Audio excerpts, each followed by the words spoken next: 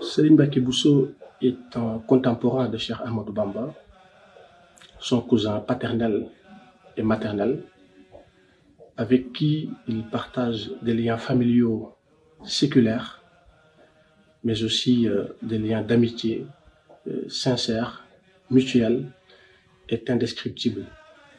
Serigne Touba a même fait le choix de l'appeler, notamment à travers ses écrits et à travers leurs échanges, soit mon cousin paternel et maternel, mon ami le bien-aimé, ou même souvent le Mourid Sadiq, le disciple accompli, ou Waliullahi Kamil, le parfait ami de Dieu. Donc Serigne Mbacké Bousso est un scientifique multidisciplinaire, mais tout simplement disciple de Cheikh Ahmadou Bamba, qui lui a pratiquement tout appris.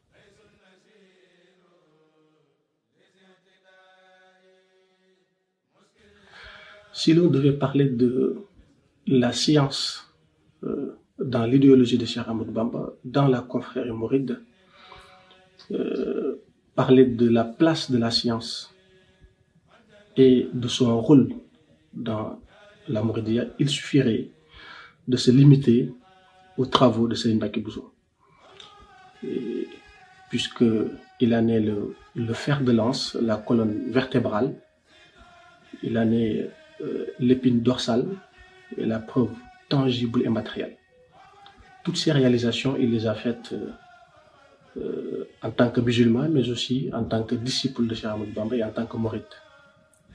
Ce qui fait qu'aujourd'hui, la Mouridia est dotée d'une dimension universelle, puisque c'est la science. Et la science n'a pas de frontières.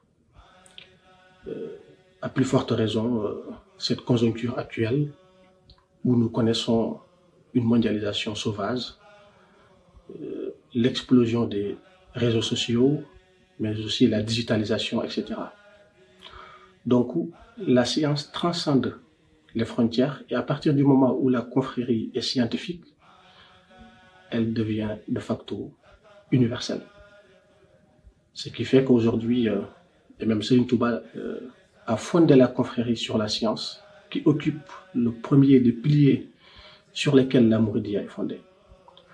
Donc, parler de ce que Serigne Mbacké Bousso représente dans la confrérie mouride, c'est parler de tout cet arsenal scientifique qui fait qu'aujourd'hui, nous avons la possibilité de connaître Allah subhanahu wa ta'ala avant de l'adorer, conformément au hadith al-Qudsi, ta'rifuni qabla an ta'buduni, wa in lam ta'rifuni fa kayfa ta'buduni. Mais aussi, c'est tout cet arsenal scientifique qui nous permet également de nous conformer aux recommandations divines, a fortiori celles qui sont à effectuer à une heure précise ou bien à un temps précis, notamment au cours du mois de Ramadan,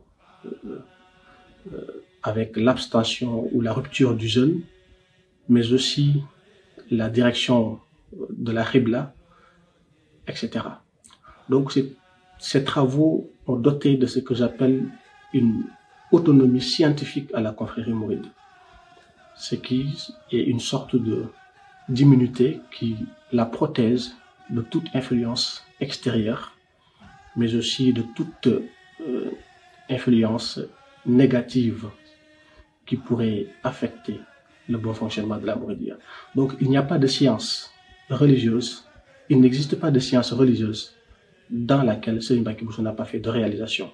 J'ai choisi de parler de la science, d'écrire sur Serigne Mbacké Bousso pour plusieurs raisons. Tout d'abord, j'ai toujours été animé par l'envie de faire des recherches sur la scientificité de la confrérie mouride. Ensuite,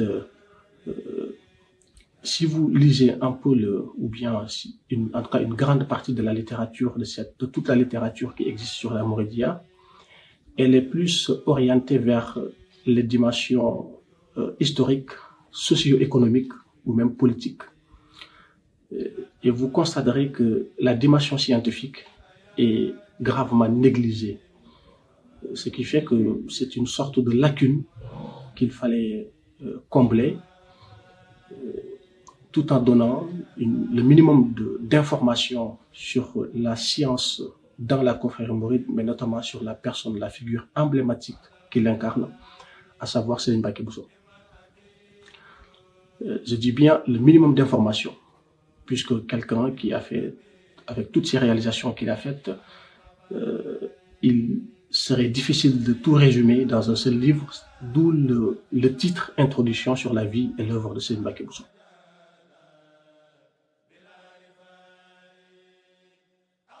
Au cours de mes recherches, j'ai automatiquement découvert qu'il serait prétentieux, voire impossible, de vouloir rassembler toute la vie et l'œuvre de Serigne Mbacké Bousso dans un seul livre, puisqu'il s'agit d'une figure emblématique qui maîtrisait 26 domaines scientifiques, qui les enseignait et dans lesquels il a fait des réalisations scientifiques.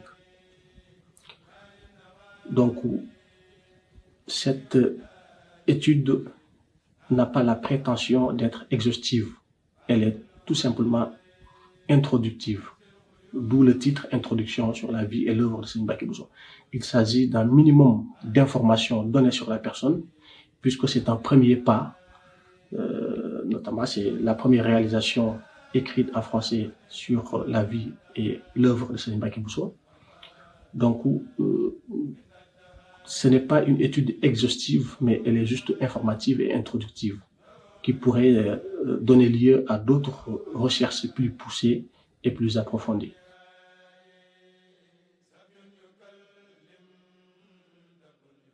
Le Daïra Touba Bordeaux a pris l'initiative d'organiser une journée de présentation et de dédicace du livre. Elle aura lieu le 12 août ici à Bordeaux, à la salle UTSF de Senon. Nous invitons toutes les communautés musulmanes, à savoir ainsi que les confréries, à savoir les Tijanes, les Khadr, les Layènes. Elles sont toutes invitées.